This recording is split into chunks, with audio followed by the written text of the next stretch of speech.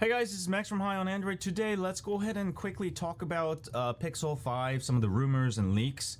Now, this is just based on stuff I've read online and just adding some of my thoughts into it. So, Pixel 5 is rumored to have a mid-range processor, maybe a 765G, sort of like the OnePlus Nord, all right, or the LG Velvet. Now those processors, I didn't really like them so much. They seem a little sluggish, especially on the Velvet. Yeah, I got the Velvet right here. So, but after trying out the Pixel 4a, I'm actually really amazed that this phone can run faster than this, the OnePlus 8 Pro, faster than the S20 Ultra. All right. So I'm like really amazed. I'm like, how do they do that? But with Pixel 3a last year, it was pretty fast, but it wasn't like, you know, it's a huge difference this year. So I think they've really came up and optimized it even further, especially battery life, especially standby. Like if I leave this phone alone for a few days, it's pretty much still at the same percentage, whereas any of these other phones are very inefficient. I can tell by just standby times that Google has really just killing the game here right now as far as optimization, and they've optimized it so much they're getting like 99% out of the processor, whereas these companies, no, not that one. Whereas these companies, LG, Samsung, OnePlus is actually rather one of the faster ones. They're adding their own layer of custom code, and it's making Android a lot, slower.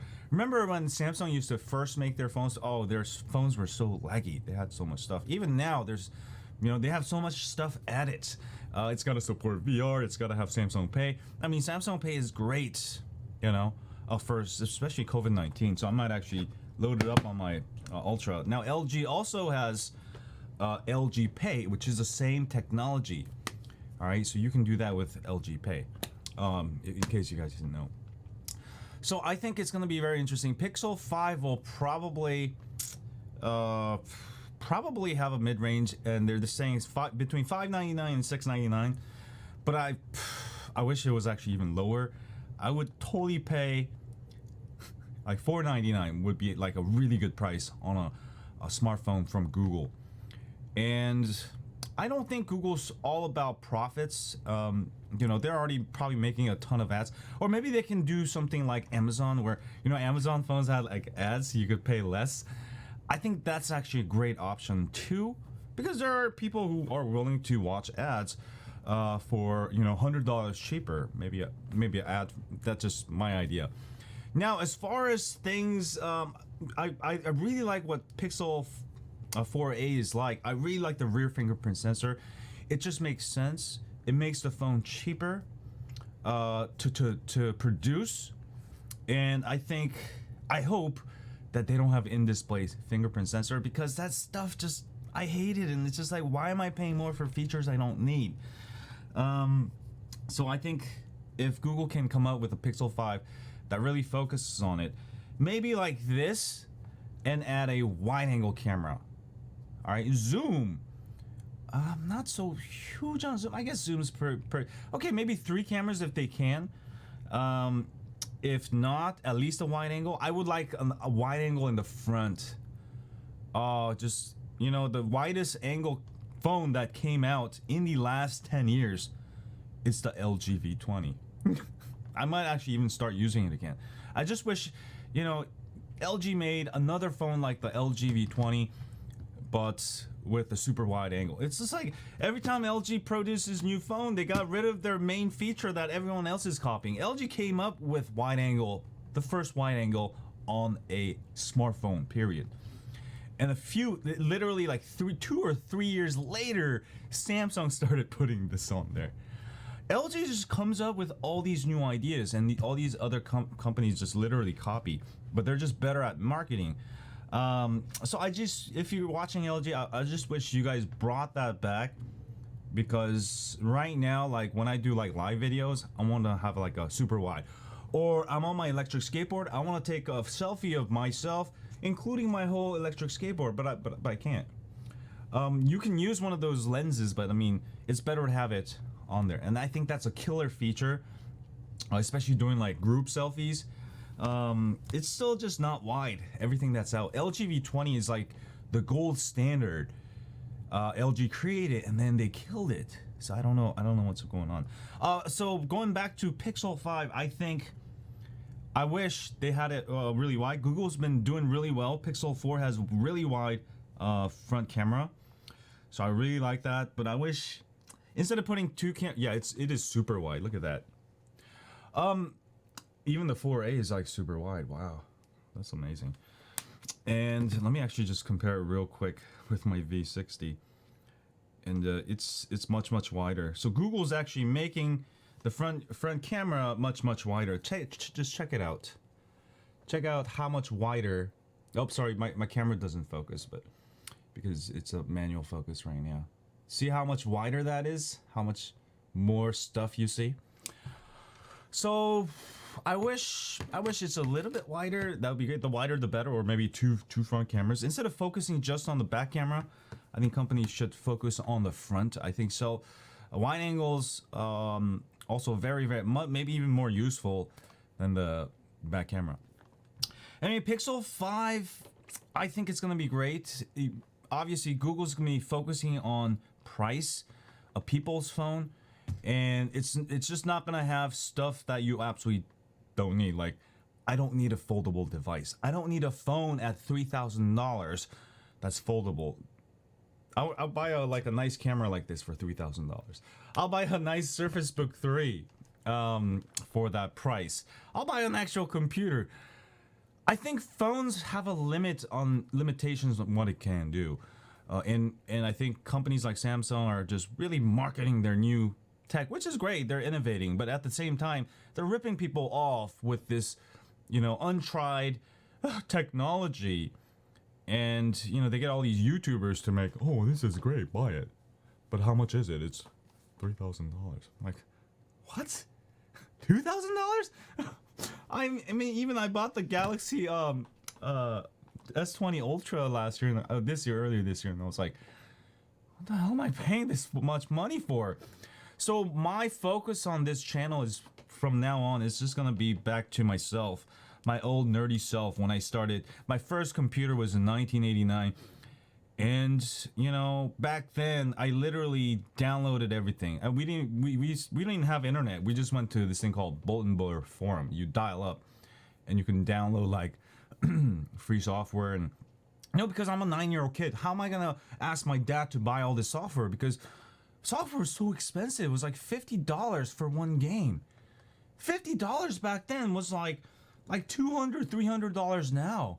How good, kid? But I got all the games I wanted, and as a kid, like I knew I was not gonna get in trouble. Like, really, I'm gonna get sued because I downloaded stuff.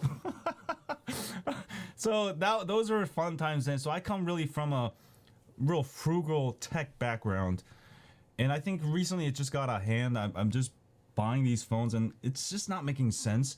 I'm only gonna buy stuff that are make sense to my actual real life, and I like buying. If I didn't have an Android channel reviewing stuff, I would never buy a new phone. Like, a new phone comes out, like the Ultra, let's say the Ultra comes out, it's at $1,500, but you wait 6 months, you can get it for half the price on eBay. You wait a year, even less, maybe not half, but you can get it for like 30-40% off. So I think if you guys want to be a smartphone shopper, I'm telling you right now, honestly, I would never buy a brand new smartphone that just came out. That's like the worst way to buy a smartphone. That's, you're just losing money every year. So always buy at least a year-old phone. Then you can always get it for like half the price. All right, which means you save. Let's say $1,000 phone, you save $500 every year. That's why phones like the Pixel 4a and Pixel 5 is going to be exciting, and it's going to be a game changer. And if Google can make it work, and Google has proved to me that they can make it work. It's like their cameras. You see, their photo processing is still one of the best, if not the best. And they did it with, not the best camera sensor, not the best camera hardware. They've never really upgraded the camera hardware for the last couple of years. Not much. And yet, their photo processing is so much better. It's the same thing with software, the whole operating system. They made it, the software processing is smart. And Google makes Android OS again. So I'm really rooting for Google to make this into reality. And I think that's what's going to happen. And another thing, like, I don't need a 90 hertz screen. I don't need a 120 hertz screen. I don't need a 120 hertz screen, because what I need it for? Do I need to like watch porn like at like 120 hertz so it looks nice? No. Most apps, most videos don't even play at that. The only thing really good I see is like when you swipe, it's a lot smoother. It's really smoother, but it uses a lot more energy. Most videos in the world do not support 120 hertz. Maybe gaming might be good for it, but that's not something I want to pay an extra $100 for or $200 for. So stuff like that, I'm just not really a fan of. Or in-display fingerprint sensor, really?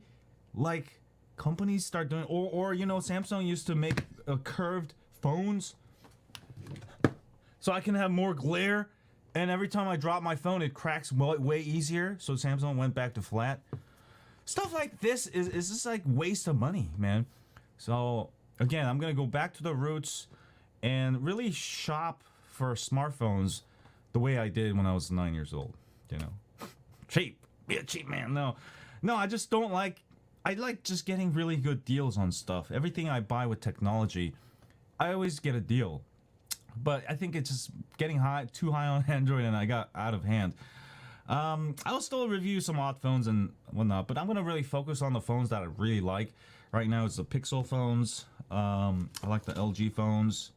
OnePlus phones are nice because they're easy to root.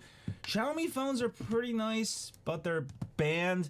Sometimes they don't support all the bands here in the US. They're not designed for the US bands, so you can have trouble with especially like T-Mobile network or AT&T network. But 5G hopefully will change it, because I see that 5G's way more reliable. You get signal everywhere. So that's the speed's not that much faster. Actually, sometimes 4G LTE is faster here. But anyway, talk too much. Have a great day, and as always, stay.